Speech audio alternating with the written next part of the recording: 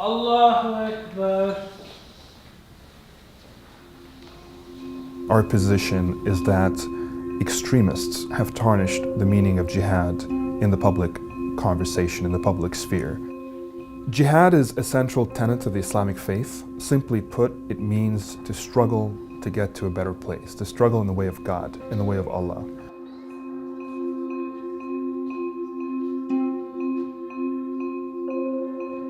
Late last year, Ahmed Rehab launched a campaign on buses and subways to define the word jihad. It was a direct response to a controversial ad promoted by Pamela Geller. The definition of jihad is holy war.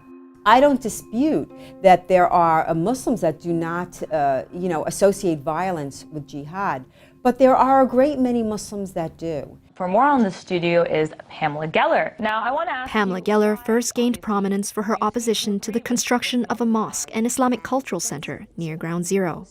Last fall, she was back in the limelight when her anti-jihad ads became the center of a free speech tussle in New York City. I'm running them because I can. I was really shocked that she just straight out and called people of Palestine savages. In response to Pamela Geller's ads, Ahmed Rehab asked everybody to either Facebook or tweet their jihads, their personal jihads. While most English dictionaries refer to the Arabic word jihad as a holy war, it is also defined simply as a struggle.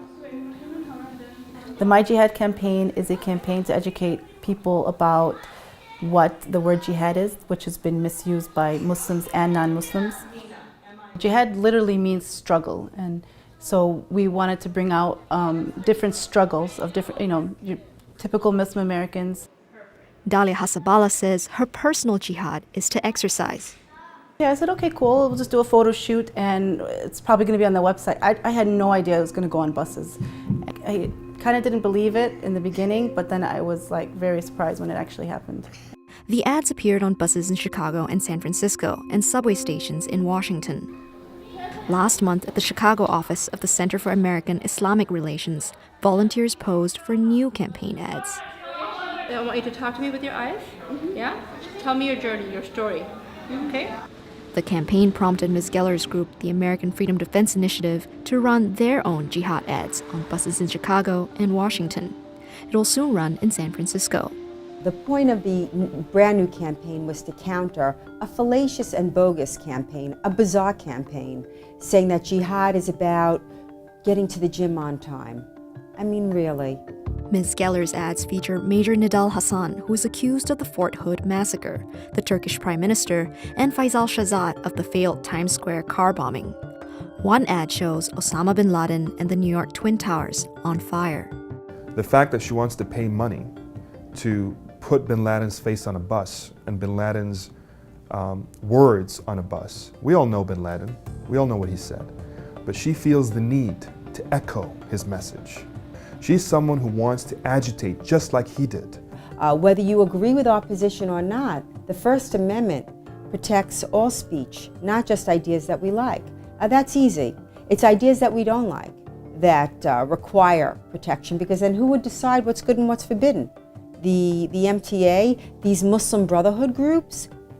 Ms. Geller had to modify her new campaign after lawyers for My Jihad said she violated their trademark. She wanted to encroach upon our space, our brand, our trade dress, to use a legal term, using the same colors, fonts, the same terms, My Jihad, the hashtag, what is yours, all of that, which becomes a trade dress for a particular advertising campaign.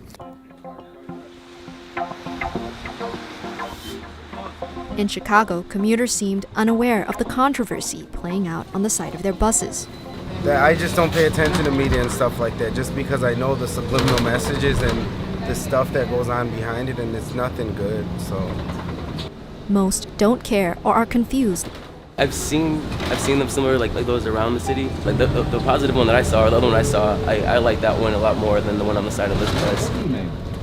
Anything that's going to provoke thought and exchange of dialogue is always good. Even it might be kind of bumpy in the beginning. For now, both organizations say the struggle to reclaim the word jihad continues. For the New York Times, this is Posi Tang.